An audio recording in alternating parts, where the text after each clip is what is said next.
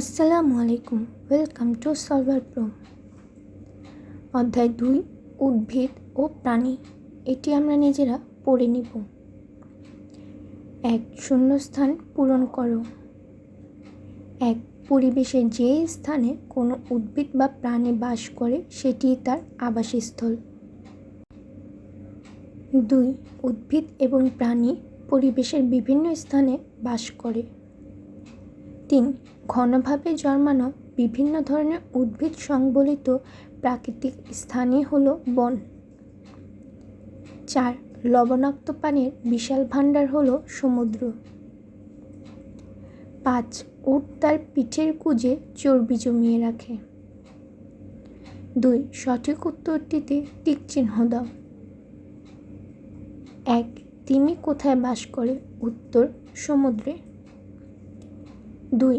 মেরু ভালুকের দেহের ঘন পশম তাকে কিভাবে সাহায্য করে? উত্তর, ঠান্ডা থেকে বাঁচতে। 3. কোনটি বিলুপ্ত প্রাণী? উত্তর, ডোডো পাখি। 3. সংক্ষিপ্ত প্রশ্ন। 1.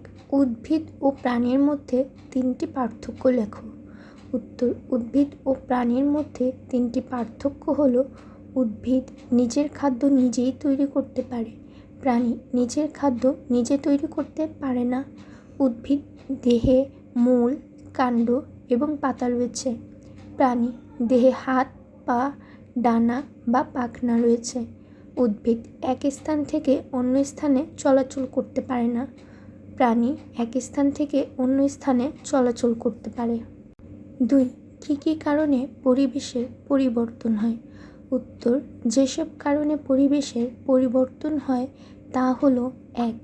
ঝড়, বন্যা এবং খরার মতো প্রাকৃতিক দুর্যোগের কারণে। 2. মানুষের নানা কার্যকলাপের কারণে। 3. উদ্ভিদ ও প্রাণীর 4টি আবাসস্থলের নাম লেখো। উত্তর, উদ্ভিদ ও প্রাণীর 4টি আবাসস্থলের নাম হলো মাটি, পানি, বন ও মরুভূমি। 4. বর্ণনামূলক প্রশ্ন। 1. ক্যাকটাস ও উড কিভাবে মরুভূমিতে টিকে থাকে? উত্তর, মরুভূমি হলো অত্যন্ত শুষ্ক স্থান যেখানে পানির পরিমাণ খুবই কম থাকে। এখানে বৃষ্টিপাত হয় না বললেই চলে। ক্যাকটাস মরুভূমিতে জন্মানো এক ধরনের কাঁটা জাতীয় উদ্ভিদ। এই উদ্ভিদের কাণ্ড ও পাতা রসালো এবং বহিরাবরণ মসৃণ হয়, যা পানি ধরে রাখতে সাহায্য করে। এই বৈশিষ্ট্যের কারণে ক্যাকটাস মরুভূমিতে খুব সহজেই টিকে থাকতে পারে। অন্যদিকে উট তার পিঠের কুঁজে চর্বি জমিয়ে রাখে। এই চর্বি উটকে দীর্ঘ সময় পানি ও খাবার ছাড়া মরুভূমির পরিবেশে বেঁচে থাকতে সাহায্য করে। 2. উদ্ভিদ ও প্রাণী কেন বিলুপ্ত হয়? উত্তর, ঝড়, বন্যা এবং খরার মতো প্রাকৃতিক কারণে পরিবেশের পরিবর্তন হয়। মানুষের বিভিন্ন কার্যকলাপের জন্য পরিবেশের ব্যাপক পরিবর্তন হয়।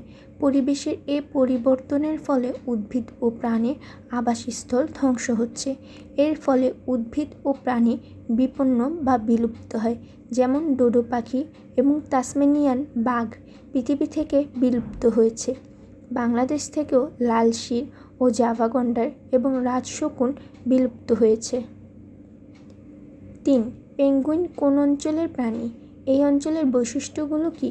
উত্তর, পেঙ্গুইন মেরু অঞ্চলের প্রাণী। মেরু অঞ্চলের বৈশিষ্ট্যগুলো হলো: 1. পৃথিবীর উত্তর ও দক্ষিণে এই অঞ্চল অবস্থিত। 2. এই অঞ্চলের আবহাওয়া প্রচণ্ড ঠান্ডা এবং বেশিরভাগ জায়গা বরফে আচ্ছাদিত। 3. এই অঞ্চলে কিছু ঘাস ও পাইন জাতীয় উদ্ভিদ দেখা যায়। 4. এই অঞ্চলের প্রাণীর চামড়া অত্যন্ত পুরু হয় এবং পশমে ঢাকা থাকে। 5.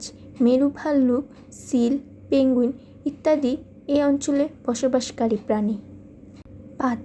বাম পাশের বাক্যাংশের সাথে ডান পাশের বাক্যাংশ মিল করো। তিমি সমুদ্র, কচুরিপানা পুকুর, গিরগিটি মরুভূমি, বানর বন।